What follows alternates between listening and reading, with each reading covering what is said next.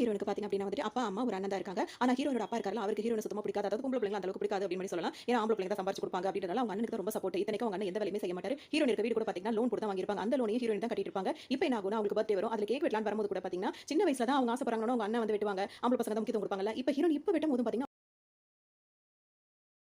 அதான் ஹீரோயின் ரொம்பவே கவலைப்படுவாங்க. வீட்டை விட்டு அனுப்ப முடியும் அப்படின்னு சொல்லிட்டு ஹீரோயின் அந்த வீட்டை விட்டு நான் தனியா தங்கிக்கிறேன்னு வெளியே வந்துருவாங்க. அப்பா அம்மாக்கு பாத்தீங்கன்னா வந்துட்டு பையன் இப்படி தப்பு செஞ்சது கூட பெரிய விஷயமா இருக்காது. அது டெஸ்ட் பண்ணி பார்க்கும்போது அதுக்கு ஆண் குழந்தை தான் இருக்குன்னு தெரிஞ்சோன்னே இன்னும் கொஞ்சம் ரொம்பவே குஷி ஆயிடுவார். இதுவும் ஹீரோனுக்கு சுத்தமா பிடிக்காது. ஹீரோ இருக்கார்ல, அவரோட வைஃப் வந்து இறந்து போயிடுவாங்க. அவருக்கு 3 பசங்க இருப்பாங்க. அந்த 3 பசங்களுக்கு ஒரு நல்ல டீச்சர் வேணும்னு சொல்லிட்டு ஆட் கொடுப்பாங்க. அந்த வேலையாவது நம்மளுக்கு கிடைக்குமா அப்படின்னு சொல்லிட்டு ஹீரோயின் வாங்குறதுக்காக அங்க போயிடுவாங்க. பாத்தீங்கன்னா அங்க 3வது குட்டி பையன் ஒருத்தர் இருப்பான். அவங்க கூட ரொம்பவே அட்டாச்ட் ஆயிடுவாங்க. குடும்ப ஹீரோயின் ஒருத்தர் லவ் பண்ணிட்டு இருப்பாங்க. அந்த லவ்வரும் பாத்தீங்கன்னா அவங்களுக்கு துரோகம் பண்ணிட்டு வேற ஒரு பொண்ணு அவங்க முன்னாடி இதெல்லாம் பண்ணிட்டே இருப்பாரு. கேட்டா வந்துட்டு நீயே இந்த மாதிரி தான் வேலை பார்த்துட்டு இருக்க. அதாவது அவங்க ஆட் ஃபிலிம்ல எல்லாம் ரொம்ப சின்ன ரோல்ல நடிச்சிட்டு இருப்பாங்க. உன்னை வச்சுட்டு இதெல்லாம் எனக்கு தான் மான போகுது. இப்ப பாரு பெரிய கம்பெனியோட சிஓட தங்கச்சியா இருக்கா. அதனால அவள லவ் பண்றன்ற மாதிரி அசால்ட்டா கழட்டி விட்டு போயிருப்பாரு. ஹீரோனுக்கு ரொம்பவே உடைஞ்சு போயிருவாங்க. எப்படியாவது நம்ம சொந்த கால்ல நிக்கணும்னு நிறைய முயற்சி பண்ணுவாங்க. ரொம்ப ரொம்ப என்டர்டைன்மெண்டா இருக்கும் இந்த மூவி.